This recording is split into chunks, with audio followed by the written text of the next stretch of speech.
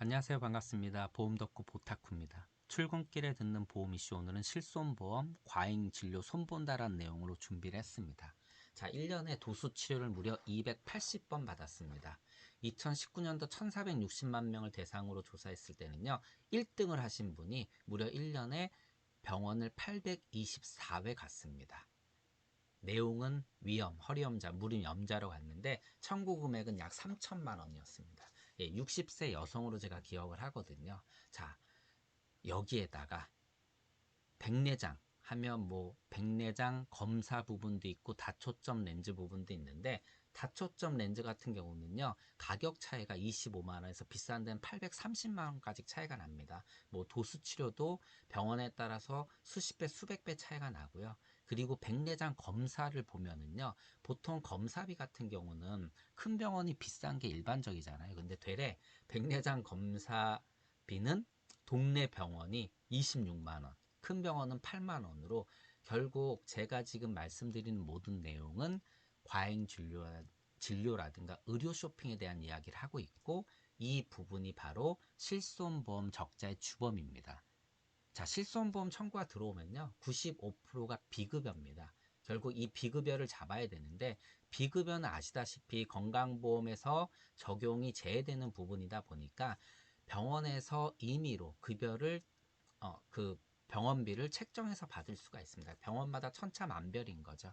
그런데 핵심은 이러한 부분에서 결국 자기 맘대로 받을 수 있다라는 거. 그러면 당연히 도덕적 해이가 일어날 수 있는 거죠. 모럴 해저드가 일어날 수밖에 없는 부분이고, 이 부분을 그래서 잡아야 되는 그 책임이 있는 거죠. 그래서 계속 뭐 보험사에서, 최근에 제가 기사 올려드린 것을 보험사에 직접 나서서 이걸 잡으려고 했는데 분명히 쉽지 않죠. 그리고 정부에서도 이걸 굉장히 적극적으로 나서지 않고 있다 보니까 뭐 싸움이 날 수밖에 없는 상황입니다. 일단 보험료 인상을 아니 그 적자를 해결하기 위해서는 보험료를 인상시킬 수밖에 없거든요. 그런데 보험사에서 인상하고자 하는 폭을 금융당국이 지속적으로 제재해 왔고요. 물론 적자에 대한 부담을 이 금융당국도 알고 있지만, 당연히 소비자 부담이라든가, 그리고 뭐 예를 들어서 내년에 있는 대선, 지방선거 이런 것들 때문에 눈치를 볼 수밖에 없습니다. 그래서 줄다리기 싸움을 하고 있는 거죠. 이 상황 속에서 이번에 금융당국이 꺼내든 카드가 바로 비급여 진료비를 결국 건강보험심사평가원에 맡기자. 어떤 걸 맡기냐? 심사. 이 치료가 적정한 건가? 이거를 맡겨서 지급을 결정할 수 있도록 하겠다라고 요번에 이러한 카드를 꺼내놓은 겁니다.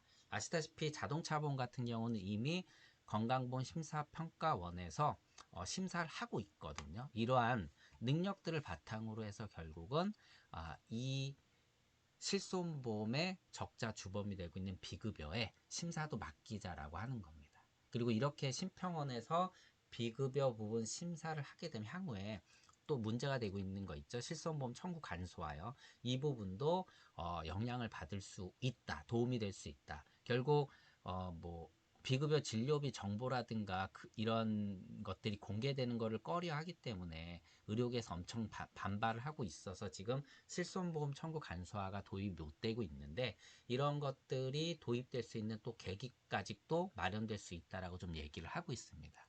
자, 오늘 기사 내용은 이러한 내용이거든요. 제가 최대한 좀 간략하게 정리를 해서 전달해 드린다라고 하고 있는데, 무튼 이 비급여 진료비 잡아야 됩니다. 이게 어느 정도냐면 뭐 10년 누적 적자가 112조 정도 규모고요. 더 중요한 건 뭐냐면 손해보험사가 이 실손보험 누적 적자 때문에 재정 위기가 올 수 있다. 그래서 어떤 기사에서는 과거 일본 보험사가 도산한 내용까지 들먹이면서 이게 그만큼 손해보험사한테 충격을 주고 있다고 얘기하고 있습니다. 다 아시다시피 손보사들의 손해율이 높을 수밖에 없죠. 실손보험은 이미 82대 18 비율로 판매를 했고요.